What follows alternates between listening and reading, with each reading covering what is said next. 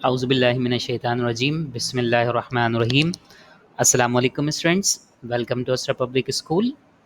मैं हूं इमरान कासिम, आपका फ़िज़िक्स टीचर, और आज हम सब्जेक्ट फ़िज़िक्स यूनिट नंबर 2 जिसका नाम है मेजरमेंट, उसके लेसन नंबर 3 को हम आज स्टडी करेंगे इंशाल्लाह। आज के जो हमारे टॉपिक्स हैं वो है मेजरिंग इंस्ट्रूमेंट्स, जिसमें हम वर्नियर कैलिपर को देखेंगे, माइक्रोमीटर को देखेंगे, फिज़िकल बैलेंस, स्टॉप वॉच और मेजरिंग सिलेंडर्स, और इनके जो ज़ीरो एरर्स वगैरह होते हैं उस पर बात करेंगे इंशाल्लाह। तो लर्निंग ऑब्जेक्टिव्स जो आज के हैं हमारे इंशाल्लाह, इस लेसन के एंड में हम लोग एबल हो जाएंगे कि हम जो है डिफरेंट मेजरिंग इंस्ट्रूमेंट के यूसेज को अंडरस्टैंड कर पाएँ, उनके लीस्ट काउंट को जान पाएँ कि कितना कम से कम मेजरमेंट वो कर सकते हैं, और कौन सी फिज़िकल क्वांटिटी को मेजर करने के लिए कौन सा इंस्ट्रूमेंट जो है वो हम बेहतर होता है उसको उसकी रीडिंग्स लेने के लिए, ये हम आइडेंटिफाई कर पाएंगे इंशाल्लाह। तो मेजरमेंट जो है ना, आपने इससे पहली क्लासेस में भी देखा था कि ये सबसे इम्पॉर्टेंट पार्ट होता है हमारा। तो उसके लिए ना हमारे पास कुछ मेजरिंग इंस्ट्रूमेंट का होना और उनको उनसे रीडिंग कैसे लेनी है, उनको यूज़ कैसे करना है, ये हमें पता होना चाहिए। तो सबसे पहले तो हम जानना चाहेंगे कि मेजरिंग इंस्ट्रूमेंट क्या होते हैं। तो मेजरिंग इंस्ट्रूमेंट जो है ना, वो बेसिकली किसी भी चीज़ को मेजर करने के लिए जो इंस्ट्रूमेंट इस्तेमाल होते हैं उन्हें हम मेजरिंग इंस्ट्रूमेंट्स कहते हैं। ठीक है, पैमाइश करने के लिए, नापने के लिए जो चीज़ें इस्तेमाल होती हैं उन्हें हम मेजरिंग इंस्ट्रूमेंट्स कहते हैं, जैसे कि वर्नियर कैलिपर है, माइक्रोमीटर, स्क्रू गेज है, फिज़िकल बैलेंस है, स्टॉप वॉच है, और मेजरिंग सिलेंडर्स वगैरह। अब ये वर्नियर कैलिपर क्या होता है? तो देखिए, एक मीटर स्टिक जो होती है ना, वो मिलीमीटर में उस पे लाइनिंग हुई हुई होती है। ठीक है, तो ज़्यादा से ज़्यादा एक मीटर स्केल से आप जो रीडिंग ले सकते हैं वो 1 मिलीमीटर की रीडिंग ले सकते हैं, छोटी से छोटी। लेकिन अगर आप 1 मिलीमीटर से छोटी रीडिंग लेना चाहें तो फिर आपको जो है मीटर स्केल के बजाय वर्नियर कैलिपर को इस्तेमाल करना चाहिए। वर्नियर कैलिपर 1 मिलीमीटर के 10वें हिस्से तक रीडिंग देता है, यानी 1 मिलीमीटर जो बारीक सी 2 लाइनें होती हैं स्केल पे, आपने देखा होगा 0 से 1 के दरमियान जो है ना, ये 10 लाइनें हैं, ये रही।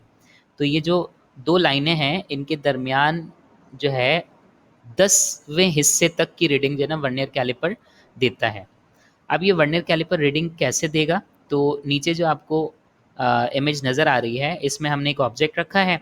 इस ऑब्जेक्ट में आप देखें कि ये जो ज़ीरो है ये हमें मेन स्केल की रीडिंग देगा, और जो 2 लाइनें वर्नियर स्केल की और मेन स्केल की जो 2 लाइनें कोइंसाइड कर रही होंगी, ये हमें वर्नियर स्केल की रीडिंग देंगे।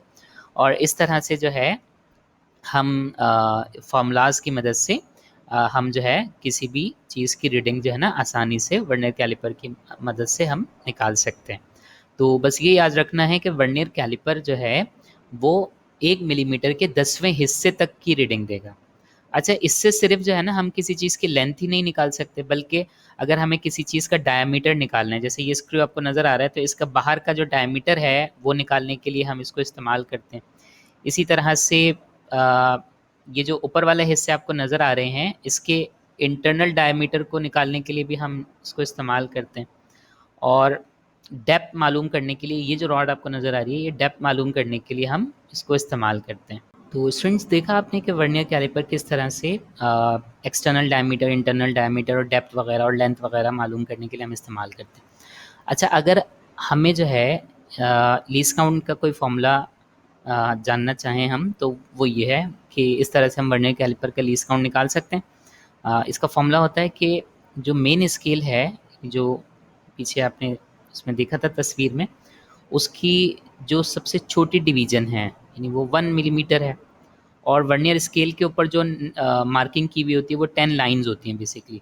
तो 1 डिवाइडेड बाय 10 जो है, तो ये हमारे पास 0.1 मिलीमीटर आ जाएगा, मिलीमीटर के अंदर अगर आप रीडिंग लेना चाहें। और सेंटीमीटर के एतबार से आप देखेंगे तो ये 0.01 सेंटीमीटर जो है ये वर्नियर स्केल का लीस्ट काउंट है। इसका मतलब मिनिमम रीडिंग जो वर्नियर कैलिपर से हम ले सकते हैं वो 1 मिलीमीटर का 10वां हिस्सा है। अब ये ज़ीरो एरर क्या होता है? अगर मेन स्केल और वर्नियर स्केल के दोनों के ज़ीरो एक साथ कॉन्साइड कर रहे हैं तो इसका मतलब कि जो इंस्ट्रूमेंट है ये बिल्कुल परफेक्ट है, इसमें कोई एरर नहीं है ना? लेकिन अगर वर्नियर स्केल का ज़ीरो मेन स्केल के ज़ीरो से पहले रुक जाता है और वो आगे नहीं जाता, यानी वर्नियर स्केल और आगे की तरफ लेफ़्ट साइड पे मूव नहीं कर पा रहा, ठीक है? और मेन स्केल का ज़ीरो लेफ़्ट पे है और वर्नियर स्केल का ज़ीरो राइट पर है हमारे पास, तो इस तरह का जो एरर होगा इसको हम कहते हैं पॉजिटिव एरर। और पॉजिटिव एरर का मतलब ये है कि इसमें जो है जो भी रीडिंग्स हम लेंगे वो रीडिंग थोड़ी सी कम आएगी एक्चुअल रीडिंग के मुकाबले में, ठीक है? तो वो हम माइनस कर देंगे एक्चुअल रीडिंग के अंदर से, जितना भी एरर होगा वो हमारी रीडिंग के अंदर से हम उसको लेस कर देंगे, माइनस कर देंगे, तो हमारे पास एक्चुअल आंसर आ जाएगा। बिल्कुल उसी तरह से नेगेटिव एरर पे अगर हम बात करें तो नेगेटिव एरर में जो मेन स्केल का ज़ीरो है, मेन स्केल का ज़ीरो वो राइट पे रहेगा और वर्नियर स्केल का ज़ीरो जो है ना वो थोड़ा लेफ़्ट पे चला गया, यानी वो ज़्यादा टाइट हो गया, ठीक है? जिसकी वजह से ये ज़ीरो जो है वो वर्नियर स्केल का मेन स्केल के ज़ीरो से थोड़ा आगे निकल गया। तो अब जो रीडिंग आएगी वो हमारे पास कम आएगी, इतनी रीडिंग कम आएगी। तो इस रीडिंग को हम जो है अगर जो हमारी मेजर्ड रीडिंग है उसमें ये वाला एरर जिसको हम नेगेटिव एरर कह रहे हैं इसे हम ऐड कर देंगे तो हमारे पास एक्चुअल रिजल्ट आ जाएगा। तो ये ज़ीरो एरर्स होते हैं, यानी वर्नियर स्केल का ज़ीरो मेन स्केल के ज़ीरो से अगर कॉन्साइड नहीं करेगा तो ये ज़ीरो एरर होगा। अगर वो राइट पे रुक जाता है तो पॉजिटिव एरर है, लेफ्ट पे चला जाएगा तो नेगेटिव एरर है।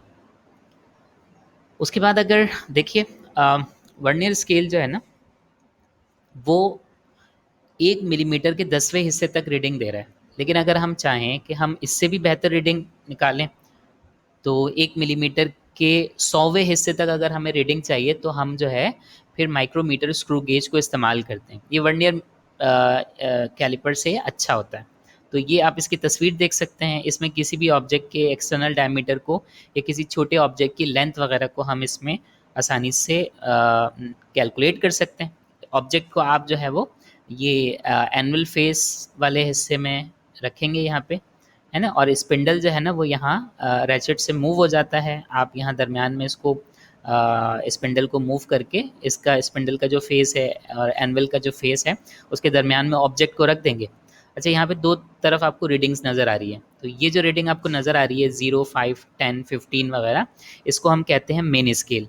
और यहाँ 0 से आप देखिए 45 यानी 0 से 50 तक की जो ये रीडिंग आपको नज़र आ रही है, ये वाली रीडिंग ये कहलाती है सर्कुलर स्केल रीडिंग। अच्छा, बाज़ माइक्रोमीटर्स के अंदर ये रीडिंग 100 तक हो सकती है, बाज़ में 50 तक होती है, डिपेंड करता है कि आपके पास कौन सा वाला है, ठीक है? तो ये जो है ये ज़्यादा बेहतर रीडिंग हमें देता है वर्नियर कैलिपर से। अच्छा, इसके भी ज़ीरो एरर्स होते हैं। देखिए, ये है सर्कुलर स्केल का ज़ीरो और ये है मेन स्केल का ज़ीरो। तो मेन स्केल के ज़ीरो की लाइन और वर्नियर स्के ये जो सर्कुलर स्केल है इसका ज़ीरो की लाइन दोनों एक दूसरे से कॉन्साइड कर जाएँ, मिल जाएँ, ठीक है? और ये बिल्कुल टाइट फॉर्म में है, यानी इससे ज़्यादा अब ये टाइट नहीं हो रहा है, तो इसका मतलब कि उस इंस्ट्रूमेंट में कोई एरर नहीं है। लेकिन अगर जो हमारा सर्कुलर स्केल है उसका ज़ीरो नीचे रह जाता है ना? और टाइट नहीं होता है, यानी इसको और ऊपर जाना चाहिए था लेकिन ये नहीं जा रहा अगर, तो ये पॉजिटिव एरर कहलाएगा। और अगर ये ज़्यादा ही ऊपर चला जाता है टाइट होकर, ठीक है? इसको यहाँ रुकना चाहिए था लेकिन ये और ऊपर चला गया, तो अब ये नेगेटिव एरर कहलाएगा। और नेगेटिव एरर होगा तो हम रीडिंग जो भी एरर होगा उसे ऑब्जर्व रीडिंग के अंदर प्लस करेंगे और पॉजिटिव एरर अगर होगा तो हम वो माइनस करेंगे। ये जो तस्वीर आपको नज़र आ रही है ये एक फ़िज़िकल बैलेंस है। ये जो है गोल्ड स्मिथ वगैरह जो होते हैं, सोनार वगैरह जो होते हैं, वो इस्तेमाल करते हैं, क्योंकि देखिए सोना जो है ना अगर वो बहुत थोड़ी क्वांटिटी के अंदर भी होगा तो वो उसको ज़ाया नहीं होने देंगे, ठीक है? तो उसकी थोड़ी सी क्वांटिटी को भी मेजर करने के लिए वो फिज़िकल बैलेंस को इस्तेमाल करते हैं। अच्छा, आजकल इसकी जगह जो है ना वो डिजिटल बैलेंस ने ले लिया है, लेकिन फिर भी बाज़ जगहों पर लोग फिज़िकल बैलेंस को इस्तेमाल करते हैं। फिज़िकल बैलेंस नॉर्मल बैलेंस के मुकाबले में इस तरह से अच्छा है कि नॉर्मल बैलेंस जो है ना वो 1 ग्राम तक हमें रीडिंग देता है, जबकि फिजिकल बैलेंस 1 मिलीग्राम तक की रीडिंग हमें देता है, यानी 1 ग्राम के 1000वें हिस्से तक जो है ना हमें रीडिंग मिल सकती है। ठीक है, तो इसमें लेफ्ट साइड पे आप वेट्स रखते हैं और राइट साइड पे जो है राइट साइड पे वेट रखेंगे और लेफ्ट साइड पे आप किसी भी ऑब्जेक्ट को रख सकते हैं अगर आप राइट हैंडेड हैं।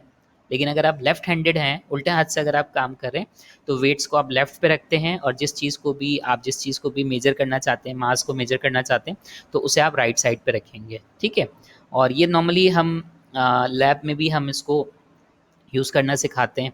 तो इंशाल्लाह जब हम लैब परफॉर्म करवाएंगे तो उसमें भी हम इंशाल्लाह इसके यूज़ को देख लेंगे। ये स्टॉप वॉच है, ये बुनियादी तौर पर 1 सेकंड के जो है 0.20 सेकंड तक जो है ना ये हमें रीडिंग देता है, यानी 1 सेकंड के 60वें हिस्से तक जो है ये हमें रीडिंग देता है। ठीक है, तो आप इसको देख सकते हैं कि 1 सेकंड से भी कम रीडिंग जो है वो आप जो को इससे मिल जाती है। आप इसमें देखिए जो पर्पल वाले आपको नज़र आ रहा है ना, वो सेकंड वाली लाइन है और जो रेड वाली लाइन आपको नज़र आ रही है वो उससे छोटा पार्ट है सुई का जो मूव कर रहा है। तो इस तरह से जो स्टॉप वॉच होता है ये नॉर्मल वॉच के मुकाबले में बेहतर रीडिंग हमें देता है, क्योंकि हम 1 सेकंड से भी कम वक्त को जो है स्टॉप वॉच की मदद से कैलकुलेट कर सकते हैं। उसके बाद मेजरिंग सिलेंडर है, ये बेसिकली वॉल्यूम निकालने के लिए हम इसको इस्तेमाल करते हैं। लिक्विड का भी वॉल्यूम हम मेजरिंग सिलेंडर से निकाल सकते हैं और जो इरेगुलर शेप्स रखने वाले ऑब्जेक्ट्स होते हैं उनका वॉल्यूम भी हम मेजरिंग सिलेंडर से मालूम कर सकते हैं। मेजरिंग सिलेंडर में रीडिंग को चेक करने का जो तरीका है वो तस्वीर में आप देख सकते हैं। कोई भी लिक्विड जब आप इसमें डालते हैं तो वो लिक्विड जो है ना इस तरह से कर्व फॉर्म में आ जाता है, इसको हम मेनिस्कस कहते हैं। तो ये जो लोअर मेनिस्कस होता है, तो ये वाली रीडिंग एक्चुअल रीडिंग होती है। ये ऊपर से अगर आप रीडिंग लेंगे तो ये एरर आएगा यहाँ पे, है ना, रीडिंग सही नहीं है। तो ये जो नीचे वाला कर्व का जो नीचे का पार्ट होता है ये एक्चुअल रीडिंग हमें दे रहा होता है। ठीक है, अच्छा, अब जो है ना ऑब्जेक्ट्स को अगर हम उसका वॉल्यूम चेक करना चाहें किसी भी ऑब्जेक्ट का, तो उसके लिए हम क्या करेंगे कि अगर वो ऑब्जेक्ट मेजरिंग सिलेंडर के अंदर चला जाता है तो आप जो है ना मेजरिंग सिलेंडर में उस ऑब्जेक्ट को डालने से पहले वॉल्यूम चेक कर लें। जैसे अभी तस्वीर में आप देख सकते हैं कि 50 ml आपको नज़र आ रहा है और ऑब्जेक्ट उसमें पुट करने के बाद उसका वॉल्यूम जो है ना 60 ml हो गया। इसका मतलब 10 ml जो है ना ये इसका वॉल्यूम होगा, जो भी ऑब्जेक्ट आप इसके अंदर डाल रहे हैं। इसी तरह से ये पत्थर है, ये इरेगुलर शेप का है, इसका वॉल्यूम निकालने के लिए जो है ना आप वर्नियर कैलिपर या स्क्रू गेज वगैरह को इस्तेमाल करेंगे तो मुश्किल होगी और बिल्कुल प्रिसाइज रिजल्ट भी नहीं आएगा। तो इस वजह से जो है ना हम मेजरिंग सिलेंडर्स को इस्तेमाल करते हैं, इससे जो है ना ईजिली इसका वॉल्यूम कैलकुलेट किया जा सकता है। चाबी है, ये भी एक रेगुलर शेप मटेरियल है, इसका भी हम वॉल्यूम इससे चेक कर सकते हैं। तो जितने भी इरेगुलर मटेरियल्स होते हैं, जैसे कोई पत्ता है, कोई फीदर है ना, उसका वॉल्यूम आपको चेक करना है तो आप मेजरिंग सिलेंडर की मदद से उसको चेक कर सकते हैं। तो स्टूडेंट्स, आज की क्लास में हमने देखा कि वर्नियर कैलिपर क्या होता है, कैसे यूज़ करते हैं, किन किन चीज़ों को हम वर्नियर कैलिपर से कैलकुलेट कर सकते हैं, ज़ीरो एरर क्या होते हैं, उसकी टाइप्स क्या होती हैं, micrometer screw gauge vernier calliper से बेहतर है या नहीं है, इस पर हमने बात किया। फिज़िकल बैलेंस क्या होता है, इसकी जगह आजकल किसने ले ली है। ठीक है, स्टॉप वॉच जो नॉर्मल वॉच हम इस्तेमाल करते हैं उससे बेहतर रीडिंग हमें देता है। इसी तरीके से मेजरिंग सिलेंडर हमने देखा कि वो इरेगुलर वॉल्यूम्स वगैरह को कैलकुलेट करने के लिए हम इस्तेमाल करते हैं। इसके बाद बेटा ये आपको ना आपकी जो टेक्स्ट बुक है उसमें पेज नंबर 24 से लेकर 29 तक आपको रीड आउट करना है, ताकि आप ये जो वर्कशीट नंबर 3 है इसको आप सॉल्व कर सकें। ये वर्कशीट 3 की तस्वीर आप देख सकते हैं यहाँ पे स्क्रीन पे। तो इसके 3 पोर्शन हैं। पहले पोर्शन में ओरल क्वेश्चन आंसर्स हैं, दूसरे में मल्टीपल चॉइस क्वेश्चन आंसर्स हैं, इसको आप इसी में टिक कर लेंगे। और जो रिटन क्वेश्चन आंसर्स हैं वो आपको रिटन फॉर्म में जो है ना लूज शीट्स में उसको लिखकर हमें जमा करवाना है। उम्मीद करते हैं आज का लेसन आपने अंडरस्टैंड किया होगा और जो भी कोई क्यूरी है वो आप हमसे कर सकते हैं। थैंक यू, अल्लाह हाफ़िज़।